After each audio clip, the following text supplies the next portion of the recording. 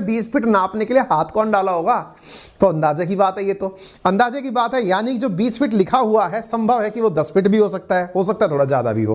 देखो बात ऐसी है, दक्षिणी चीन सागर के ऊपर अमेरिका और चीन के जहाज जो है ना, वो एक दूसरे के इतने करीब आ गए कि कई जगह तो अखबारों ने 10 फीट दूरी रखी हुई है, यानी 3 मीटर। और फाइटर जेट्स का 3 मीटर नजदीक आने का मतलब समझते हो आप कि भाई साहब ये तो पता था कि अगर भिड़ गए तो दुनिया में कोहराम मच जाएगा, इसीलिए बच गए।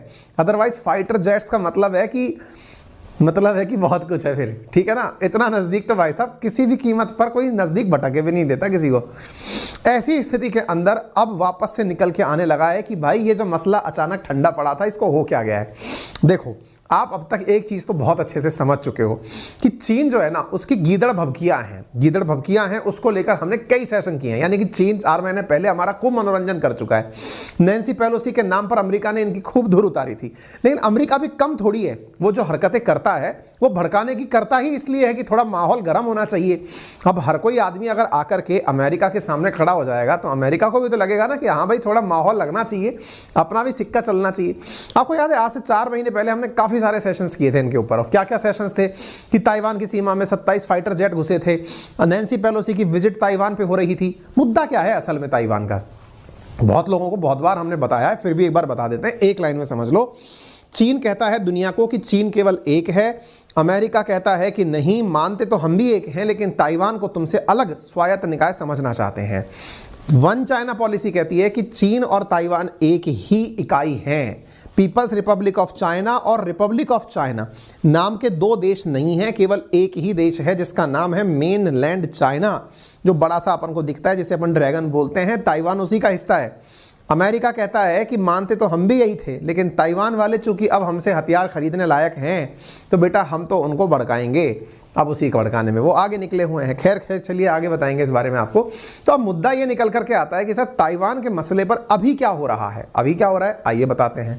देखिए ट्विटर के ऊपर तो ट्रेंड कर रहा है, ट्विटर के ऊपर साउथ चाइना सी ट्रेंड कर रहा है। क्यों ट्रेंड कर रहा है? अरे हाँ, ट्रेंड से याद आया, ट्रेंड तो बाजार भी करता है और अपना चैनल है बातें बाजार की, उसमें हम आपको एक सूचना दिए हैं, जरा जाकर खोजिए देखिए कि क्या 1 रुपये में भी शेयर खरीदा जा सकता है क्या। इस क्यूरोसिटी को शांत करने के लिए हमने आपके लिए एक सेशन किया है, जरूर जाकर देखिएगा, डिस्क्रिप्शन में लिंक डाला हुआ है। बाकी नए हमारे चैनल का नाम बातें बाजार की है, उस पर हमने ये जानकारी दी है। तो देखिए न्यूज़ कुछ इस प्रकार से है कि Chinese jet came with in 20 feet of अमेरिकी मिलिट्री एयरक्राफ्ट। अमेरिका ने ऐसा कहा है। कब की बात है सर ये? बताएंगे। Chinese jet buzzed airplane after 20 feet away. 20 feet देख लिया। रॉयटर्स की खबर देखिए क्या लिखता है Reuters. Chinese jet came within 10 feet of US military aircraft. बहुत बहुत बहुत बड़ी बात, हल्की बात इसको कतई नहीं माना जा सकता। और अगर ऐसा है तो निश्चित ही इस पर प्रतिक्रियाएं भी बड़ी होंगी और इसका वजह भी बहुत बड़ा होगा। आज के सेशन में सब जानेंगे हम, ठीक है। अच्छा तो थोड़ा आगे बढ़ते हैं। देखो ये आपको जो दिख रहा है ना, ये है फाइटर जेट। किसका? चीन का फाइटर जेट। ये फोटो किसने खींच ली इतनी ऊपर जाकर के? तो जो खींचा है ना व्यक्ति, वो खुद अमेरिकी फाइटर जेट में बैठा हुआ है। यानी अमेरिकी फाइटर जेट वालों ने इनके फाइटर जेट की उड़ते हुए की बगल से फोटो खींची है। अब आप नाप लो ये कितना नजदीक आया है, कोई जूम करके नहीं खींचा है। ये फाइटर जेट रहा और ये बिल्कुल ये रहा, दोनों बिल्कुल एक दूसरे के बहुत ज्यादा करीब आ गए थे, ठीक है। अच्छा कहां की बात हो रही है? अमेरिकी सेना ने गुरुवार को बताया कि 21 दिसंबर को हम साउथ चाइना सी के ऊपर रूटीन ऑपरेशन के दौरान एक चीनी फाइटर जेट को अमेरिकी एयरफोर्स के विमान से टकराते टकराते बचाए हैं। ऐसी जानकारी चीनी फाइटर जेट अमेरिकी एयरक्राफ्ट के इतना नजदीक आ गया था कि वो 20 फीट दूर रह गया था। अलग अलग प्रकार की न्यूज़ है। ऐसी स्थिति में अनक्लासिफाइड खबर निकाल करके बाहर आती है कि अमेरिका के फाइटर जेट के द्वारा चीन के फाइटर जेट को बहुत नजदीक से, जिसका नाम है J-11, उसे उड़ते हुए देखा गया है। अमेरिका ने चीनी पायलट के ऊपर आरोप लगाया कि यह एक खतरनाक स्टंट कर रहा था। अगर यह स्टंट कामयाब हो जाता, अगर झगड़े कामयाब हो जाते तो बहुत बड़ी स्थिति क्रिएट हो सकती थी। खैर कोई नहीं, अमेरिका के द्वारा ऑफिशियल जानकारी 29 तारीख को दी गई। अब इसको एक बार के लिए समझने का प्रयास करना। इधर आप देख रहे हैं दिसंबर 29 को यूएस इंडो पैसिफिक कमांड के द्वारा यह सूचना दी गई है कि हमने एक अनसेफ इंटरसेप्ट किया है यूएस एयरक्राफ्ट के द्वारा साउथ चाइना सी के अंदर। और आपने खबर क्या पढ़ी थी अभी, 21 तारीख की खबर पड़ी थी कि 21 दिसंबर को साउथ चाइना सी के अंदर रूटीन ऑपरेशन के दौरान आपके दिमाग में सवाल बनेगा, सर एक बात बताओ, खबर 21 दिसंबर की है और ये यूएस इंडो पैसिफिक कमांड क्या है? बताता हूं अभी। इसने खबर कब निकाली है? 29 दिसंबर को। तो 21 से लेके 29 तक क्या कर रहे थे? इंतजार कर रहे थे। किस बात का इंतजार कर रहे थे? सूचना दें तो दे कैसे, अर्थात दोनों सूचनाओं में अंतर कैसे क्रिएट करें। अर्थात अमेरिका के द्वारा अगर कोई सूचना दी जाएगी तो वो पूरी दुनिया के अंदर चर्चा का विषय बनेगी। तो पहले जांच लो कि इस विषय के अंदर कितनी सच्चाई है, किन किन विभागों को सूचित करना है, अंतर्राष्ट्रीय स्तर पर क्या प्रतिक्रियाएं हो सकती हैं। जब वो पूरी तरह से अमेरिका संतुष्ट हो गया तब जाकर के यह सूचना निकाल करके अमेरिका ने बाहर दी है। ठीक है, अब आप पूछेंगे कि सर ये लिखा हुआ क्या था? US Indo Pacific command. मैं आपको बताता हूं, मैंने पहले भी कई बार आपको जानकारी दी है, फिर भी एक बार जान लीजिए। अपन इंडिया में बात करते हैं कि इंडिया के अंदर कई प्रकार की आर्मी की कमांड, डिफेंस की कमांड है, उत्तरी कोर, दक्षिणी कोर, हम को कमांड्स बोलते हैं ना, eastern command, western command. India के अंदर यानी इंडिया के अंदर क्षेत्रीय आधार पर हमने सेना को विभक्त किया हुआ है। एग्जैक्टली ऐसे ही अमेरिका ने पूरी दुनिया को क्षेत्रीय आधार पर विभक्त किया हुआ है।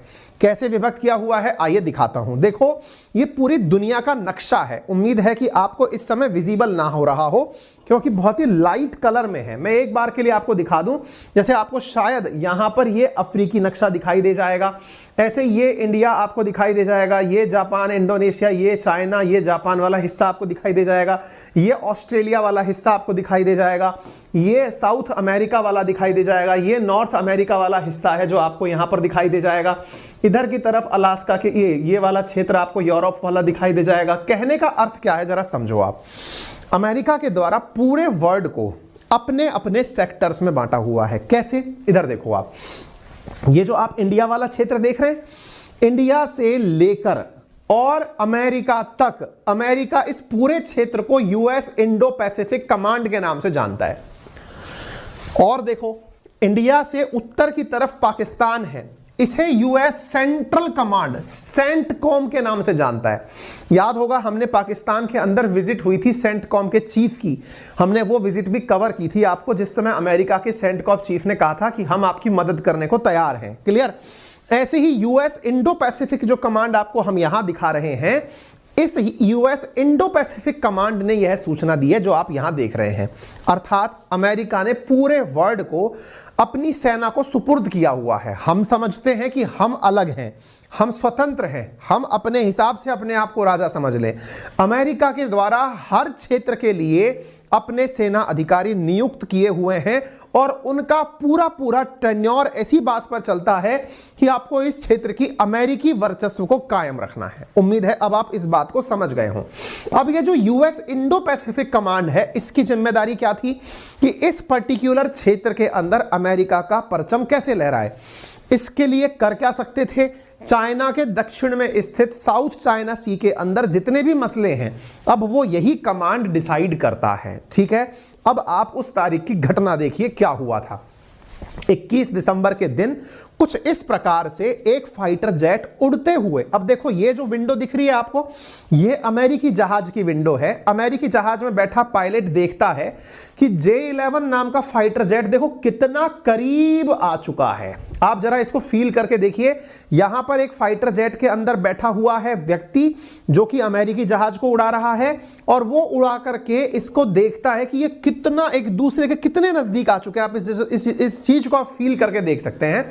फिर से देखें आप, यहां पर बैठा हुआ पायलट दूसरे जहाज को उड़ते हुए अपने ऊपर से देखता है, इतना नजदीक आया हुआ फाइटर जेट कि वो एक दूसरे के ऊपर, ये आसमान है नीचे, आपको कहीं लग रहा हो कि धरती के ऊपर की बात हो रही है। ये देखो ये पायलट के ऊपर उड़ता हुआ ये बिल्कुल करीब से आ गया, ये ऐसा लग रहा है कि पीछे से फायर ही मार देगा इसके ऊपर।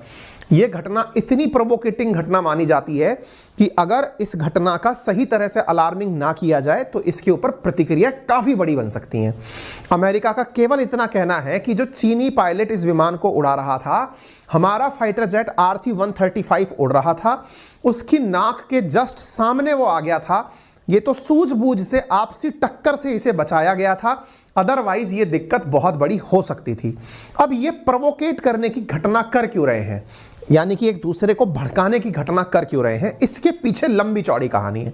लेकिन उस लंबी चौड़ी कहानी के पीछे जो असली कहानी है वो क्या है, वो तो ताइवान को लेकर कहानी है। वो कहानी हम आपको सुनाएंगे, लेकिन इससे पहले आपको हम थोड़ा सा मैप समझा देते हैं, उसके बाद ये कहानी समझने में काफी आनंद आने वाला है। देखो, ये चाइना दिख रहा है आपको।